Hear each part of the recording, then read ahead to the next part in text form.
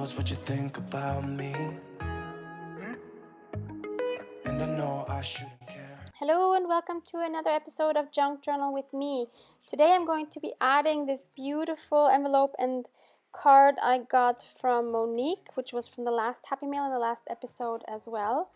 So she sent me this amazing card, which is also embossed. You probably can't really see it, but the envelope and the card are both embossed and it's just beautiful. So of course I had to add it, and also she wrote such a nice message. So since the front was empty, besides that little flower on the bottom left corner, I wanted to add some more interest by adding some more fabric collaging. And this piece that I'm cutting out right here is a piece from a handkerchief I found at a secondhand store a while ago. So this is going to be my second focal point for this envelope, because the first focal point is that image that's already there.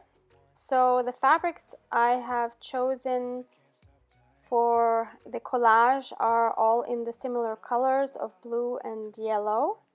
And if you know me, you know that I usually go for pink and white, so it's nice to have a bit of a change for now.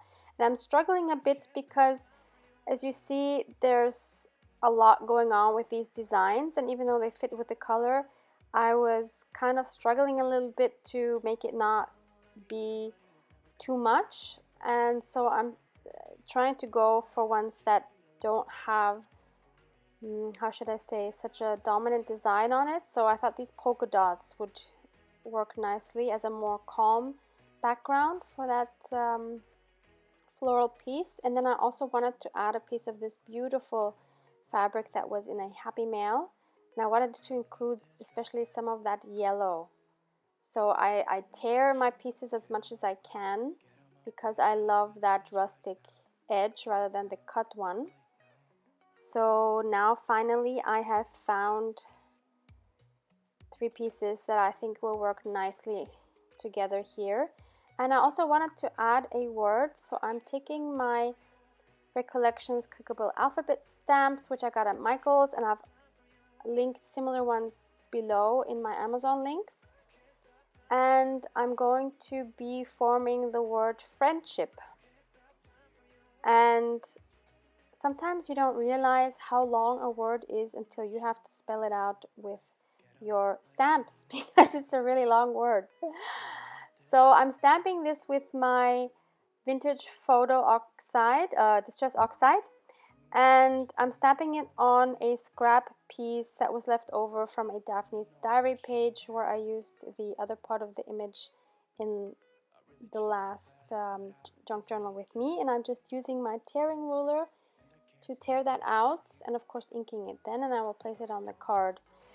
In terms of tearing ruler, I know I've said it before that I couldn't find an adequate one to link in my Amazon links, and now one of my viewers kindly sent me a link for a set from We Are Memory Keepers. It's a set of 3 rulers, so I don't know if you're gonna need all 3, but just in case, I've linked it down below because it's the only option that I know of so far that has a similar edge to what I'm using and not just a wavy edge. So now I'm just trying to find the right placement for this friendship stamp. I'm just gonna glue that onto my collage. And I'm really loving this envelope, so now I'm returning the card back into it. And now I need to find a page where I can put it, and this page jumps at me, which has kind of a orangey yellow background on the other side, and I really love how that works together with the envelope. And on the back side, I wanted to add some more fabric as well. So I think this was a fabric that was actually left from my mom, because she used to do a lot of sewing and patchwork, and so she left me a bit of beautiful fabrics that I can work with now and I can treasure in my books. And so I'm again just measuring the size of the page, marking it with my neon colored pencil, which is a random neon colored pencil that I found one day that would work well on fabric. And so I just tore everything down, and I'm going to glue it down just with a regular glue stick, just like I would decoupage a napkin. Making sure there's no folds here. So now I'm putting the card back on, and then I realized, well, I could actually make that into a pocket. So I'm just gluing those two sides, gluing it right onto the fabric, so that will be a flip out on one side, and on this side it will have this triangular pocket. So of course the next step is to make a little tag. So once again, I take Daphne's Diary. This is the issue number 2. This is the one before so it's not the current one, it's the one before. And I found this page with this very nice design that I thought would work really well for a tag. So I am just trying to cut out a part that is like a central part of that design, and then I plan to turn it upside down because I thought that would make a really nice tag. And I really like how that looks, and it would have worked great. And I tried it in the pocket and it was much too big. So I contemplated whether I should cut that down, but I thought that would be a shame. I would rather use that on another page, and instead I would try to find something else, something smaller. So my plan B was to have a fabric tag. So I have this cardstock, but I actually changed it out to a white cardstock because since this is a very light fabric, I wanted it to have a white background. And now I'm trying to choose a fabric for the back side as well. So I'm again going through those same pieces, and I am going to choose the one with these cute little bows as the back side of the tag. So what I'm doing is I am again tearing the fabric, and I'm trying to get it to be pretty much the same size as the floral piece. And then what I'm going to do is I'm going to sandwich that cardstock in between the two pieces of fabric after measuring how big that piece needs to be. So now I've got the two fabric pieces pretty much the same, and now I have to measure the cardstock to be a little bit smaller than the two fabric pieces. So I'm just measuring that and marking that with my pencil.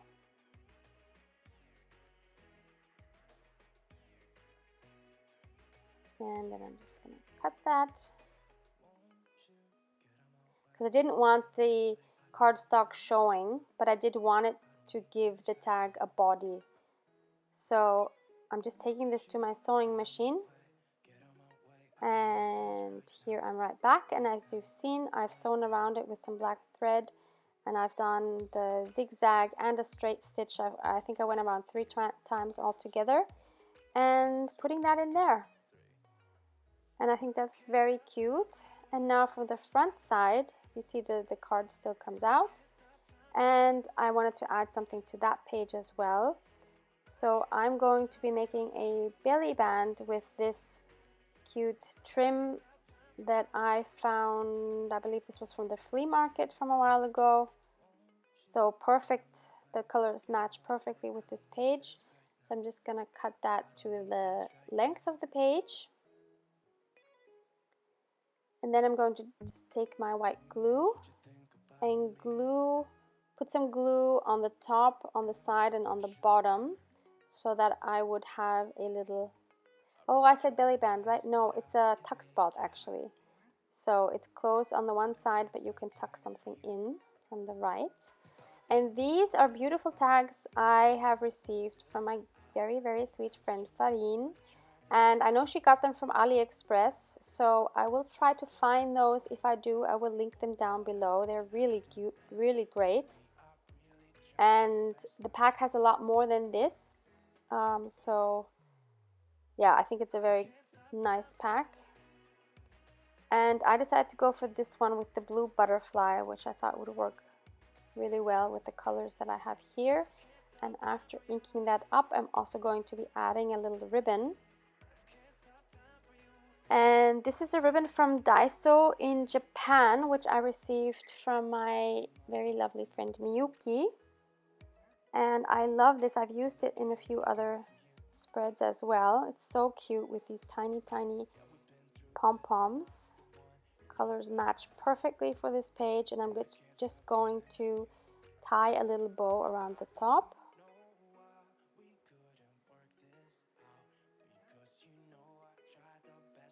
There you go. And then I'm going to journal on the back, and the idea I got for journaling was from this Daphne's Diary page where it said, I'm never parting with this, and it was meant for something that you treasure, but I didn't want to write anything about anything material, so instead I wrote, I'm never parting with the willingness to constantly try new things and to continuously learn and grow as a person. Also to never lose my curiosity. What's the point of standing still? So I think that is more valuable than any material possession that I have. And then I'm just going to stick that in. And that concludes this spread. So I hope you enjoyed this. And I hope to see you back next week for some more ideas. Thanks for watching. Bye. So 1, 2, 3. I can't stop time for you. I can't stop time for you.